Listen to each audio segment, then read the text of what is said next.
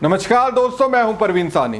दोस्तों, क्या वैज्ञानिक अब उस उपलब्धि के करीब पहुंच गए हैं जहां इंसान सामान्य तौर पर 150 साल की जिंदगी जी सकेगा? रूसी राष्ट्रपति पुतिन और चीन के नेता जिनपिंग के बीच एक सीक्रेट बातचीत माइक में रिकॉर्ड होने के बाद इसकी चर्चा तेज हो गई है। जब 3 सितंबर को पुतिन चीन के राष्ट्रपति जिनपिंग के साथ कंधे से कंधा मिलाकर चल रहे थे तो एक लाइव टेलीकास्ट के माइक ने दोनों की बातचीत को कैद कर लिया। ये दोनों कुछ ऐसा कह रहे थे जिसके आधार पर मैं कह रहा हूं, दोनों की ख्वाहिश 150 साल तक रहने की है। ये बातचीत 3 सितंबर को उस वक्त रिकॉर्ड हुई जब पुतिन, जिनपिंग और उत्तर कोरिया के तानाशाह Kim Jong Un second world war की समाप्ति के 80 साल पूरे होने के मौके पर बीजिंग में आयोजित एक सैन्य परेड में चल रहे थे। चीन के सरकारी प्रसारक सीसीटीवी ने इस कार्यक्रम का समाचार एजेंसी एसोसिएटेड प्रेस और राइटर के साथ वैश्विक मीडिया संस्थानों पर सीधा प्रसारण किया।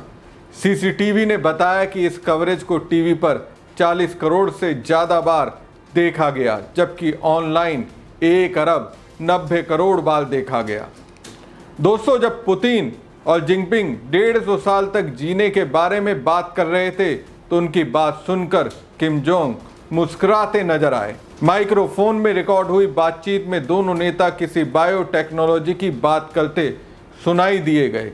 न्यूज़ एजेंसी रॉयटर की रिपोर्ट के मुताबिक इसमें जिनपिंग ने कहा, लोग शायद ही कभी 70 वर्ष से अधिक जीवित रहते हैं, लेकिन आजकल 70 साल की उम्र में भी आप बच्चे ही हैं।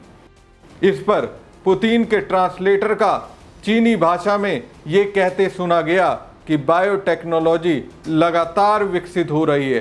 ट्रांसलेटर ने कहा, बायोटेक्नोलॉजी के विकास के साथ इंसानों के अंगों को लगातार ट्रांसप्लांट किया जा सकता है। लोग उम्र बढ़ने के साथ जवान भी हो सकते हैं और यहाँ तक कि अमर भी हो सकते हैं। इसके बाद चीनी राष्ट्रपति जिनपिंग ने कहा, भविष्यवाणी है कि इस सदी में लोगों का 150 साल तक जीना संभव हो सकता है। बाद में पुतिन ने पत्रकारों से बात करते हुए पुष्टि कर दी कि जब वह परेड देखने जा रहे थे तब इस पर बात हुई थी। पुतिन ने कहा, मेडिकल के क्षेत्र में जितने डेवलपमेंट हुए हैं और फिर ऑर्गन रिप्लेसमेंट से संबंधित सभी प्रकार की सर्जरी से लोगों में आशा दिखती है कि आने वाले समय वैसा नहीं रहेगा जैसा अभी है। 1 मिनट से भी कम समय तक चला ये ऑडियो धीमा पड़ गया क्योंकि कैमरा तियानमेन चौक की व्यापक तस्वीरों पर आ गए। ये मोमेंट तेजी से वायरल हो गया और सोशल मीडिया यूजर्स ने इसे चिन्हित किया, जिन्होंने घंटों की गहन स्क्रिप्टेड कवरेज के बीच दुनिया के 2 सबसे शक्तिशाली व्यक्तियों के निजी विचारों को सुना। 72 साल के जिनपिंग और पुतिन के लिए दीर्घायु का विषय विडंबना से रहित नहीं है। दोनों में से किसी ने भी अपने उत्तराधिकारी की घोषणा नहीं की है। जिनपिंग ने तो राष्ट्रपति पद की सीमा समाप्त कर दी है और पुतिन ने अपने शासन को लंबा करने के लिए रूसी कानून में फेरबदल कर दिया है। विकिपीडिया के मुताबिक जिनपिंग चीन के मौजूदा शासक हैं। उनका जन्म 15 जून 1953 में बीजिंग में हुआ था। इस हिसाब से उनकी उम्र इस वक्त 72 साल के पार पहुंच चुकी है। उन्हें 15 नवंबर 2012 को चीन की साम्यवादी पार्टी का अध्यक्ष बनाया गया था। जिनपिंग चीनी साम्यवादी पार्टी के एक पुराने नेता शी जोंगसुन के बेटे हैं। वहीं विकिपीडिया के ही मुताबिक 7 अक्टूबर 1952 को जन्मे पुतिन 7 मई 2012 से रूस के राष्ट्रपति हैं। 2018 में हुए राष्ट्रपति चुनाव में 76% वोट हासिल करने के बाद अगले कार्यकाल के लिए भी निर्वाचित हुए हैं।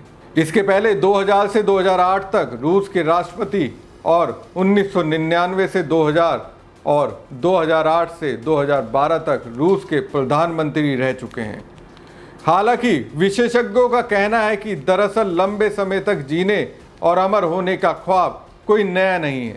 दुनिया के कई तानाशाह ऐसी चाह रखते थे, लेकिन हकीकत यह है कि मौत से कोई नहीं बच पाया। आइए जानते हैं ऐसा ही कुछ तानाशाहों के बारे में जिन्होंने अमर होने की कोशिश की। सिर्फ ऑर्गन रिप्लेसमेंट से बुढ़ापे को नहीं रोका जा सकता। चीन के पहले सम्राट किन शिंग हुआंग को अमर होने का जुनून सवाल था। उन्होंने पूरी जिंदगी अमरता का अमृत खोजने में गुजार दी। कई बार उन्होंने अपने सैनिकों और विद्वानों को समंदर के पार काल्पनिक द्वीपों पर भेजा ताकि वहां से कोई चमत्कारी औषधि मिल सके। इतना ही नहीं, उन्होंने अपने लिए भव्य मकबरा और मशहूर टेराकोटा आर्मी भी बनवाई ताकि मरने के बाद भी उन्हें सुरक्षा मिलती रहे। लेकिन विडंबना देखिए, जिन गोलियों को वो अमरता का अमृत समझकर खाते थे उनमें पारा मिला हुआ था। यही उनकी मौत का कारण बना और वो सिर्फ 49 साल की उम्र तक ही जी सके। वहीं उत्तर कोरिया के संस्थापक नेता किम इल सुंग को भी लंबे जीवन का शौक था। उन्होंने अपने डॉक्टरों को एक अजीब सा हुक्म दिया था, मुझे 100 साल तक जिंदा रखना है। इसके लिए उन्होंने तरह तरह के अजीबो गरीब और डरावने इलाज आजमाए।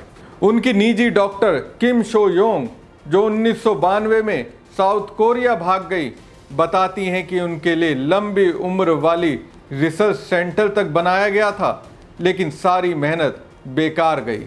किम इल सुंग 82 साल की उम्र में ही चल बसे। उनका सबसे अजीब शौक क्या था पता है आपको?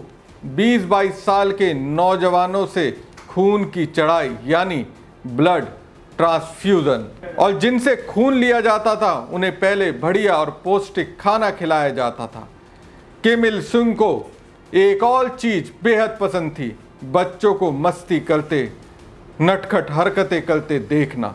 डॉक्टरों को लगता था कि हंसी से सेहत अच्छी रहती है। शायद इसी वजह से उनकी ज़्यादातर सरकारी तस्वीरों में वो मुस्कुराते हुए नजर आते हैं।